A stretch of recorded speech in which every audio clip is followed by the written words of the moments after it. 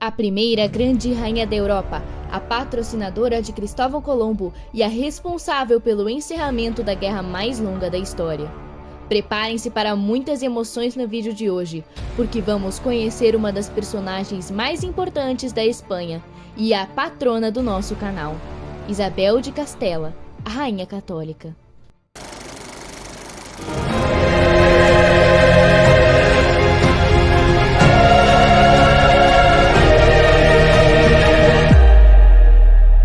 Olá, soldados de Cristo, tudo bem com vocês? Antes de começarmos, já sabem o roteiro. Curtir e se inscrever se ainda não for inscrito, para ficar por dentro das novidades do Reconquista e saber mais sobre Isabel e outros grandes personagens da nossa história. E sigamos com Isabel. Para entender a história da Rainha Católica, devemos recordar o contexto da Península Ibérica no século XV. Desde o século VIII, a Espanha passava pela guerra mais longa da história, a Reconquista. Já expliquei um pouco desta guerra em outro vídeo, que a propósito vou deixar na descrição. Mas basicamente, no século VIII, os muçulmanos invadiram e dominaram praticamente toda a península, exceto a região montanhosa das Astúrias. Os cristãos remanescentes, partindo dessa região, passaram a lutar contra os invasores durante 700 anos. Quando a nossa personagem nasceu, em 1451, os perseverantes cristãos haviam reconquistado a maior parte do território. Só um reino muçulmano restara, Granada. Mas além do perigo externo, haviam os internos. E Castela, um reino que tinha tudo para ser próspero, estava dividida. O poder real era enfraquecido pelos nobres, que divergiam entre si e brigavam interiormente. Castela precisava de uma monarca forte, e é precisamente isso que Deus planejava lhe dar. Isabel nasceu numa quinta-feira santa, no dia 22 de abril de 1451. Seu pai era João II de Castela e sua mãe, Isabel de Portugal. Com a morte do pai, o meio-irmão mais velho de Isabel, Henrique, assumiu o trono. Rei fraco, não se preocupava com as coisas de Deus ou com a luta de seu país. Adotava hábitos mouros e cercava-se de judeus e muçulmanos. Tudo piorou com a situação pessoal do rei. Henrique não conseguia ter filhos. Então, finalmente, sua segunda esposa, Joana, deu à luz uma menina. Mas a rainha era frívola e abertamente adúltera, e dúvidas quanto à legitimidade da pequena Joana não tardaram a aparecer, estimuladas ainda mais pela semelhança entre a menina e Dom Beltrán, um amigo próximo do rei Henrique. Mas o cenário estava prestes a mudar em Castela. Isabel passou muito da sua infância em Arévalo com a mãe. Já nesses primeiros dias mostrou-se piedosíssima.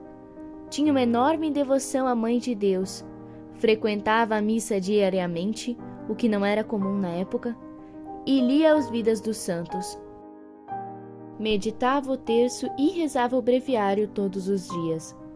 Além de devota, a jovem princesa recebeu uma educação completa. Estudou o trivium e o quadrivium, dominava as artes liberais, debatia sobre teologia com seus professores, tendo grande conhecimento da Suma Teológica. Estudou também direito e filosofia, conhecia diversas línguas e muitas obras. Suas leituras preferidas eram a Eneida e a Odisseia. E mesmo na pintura era exemplar. Buscava aprofundar-se em tudo o que fazia. Sabia cavalgar, cozinhar, caçar, desenhar e bordar. Mesmo tendo sido chamada à corte com seu irmão mais novo, Afonso, por Henrique, Isabel nunca perdeu a piedade, a castidade ou a dignidade. Nem mesmo quando foram maltratados e desrespeitados por Henrique e sua esposa Joana. Alguns nobres, desconfiando da legitimidade da filha da rainha e revoltados com o evidente favoritismo de Henrique por Dom Beltrán, quiseram coroar o jovem Afonso. A guerra civil se alastrou pelo país. Porém, após algumas batalhas, Afonso subitamente morre, provavelmente envenenado. Instintivamente, os revoltosos voltaram-se para Isabel, mas ela recusou-se a ser um instrumento contra Henrique, e embora tenha contestado os seus erros várias vezes, não era rebelde contra o rei. No Tratado de Torres de Guisando, firmado em 1468, a jovem declarou que não desafiaria o irmão pela coroa, enquanto este, por sua vez, a proclamou sua legítima herdeira. Henrique quis que Isabel se casasse com o rei Afonso de Portugal, um rei viúvo cujos filhos eram mais velhos que a própria Isabel. Muitos nobres planejavam proclamá-lo o legítimo rei assim que se casasse com Isabel, enquanto ela seria apenas rainha consorte. Era conhecer muito mal o temperamento firme da princesa. Isabel já deixara claro que não seria joguete nas mãos dos nobres. E estava na hora de demonstrar sua firmeza também ao seu irmão. Após muito orar e refletir sobre seus pretendentes, decidiu-se por Fernando de Aragão.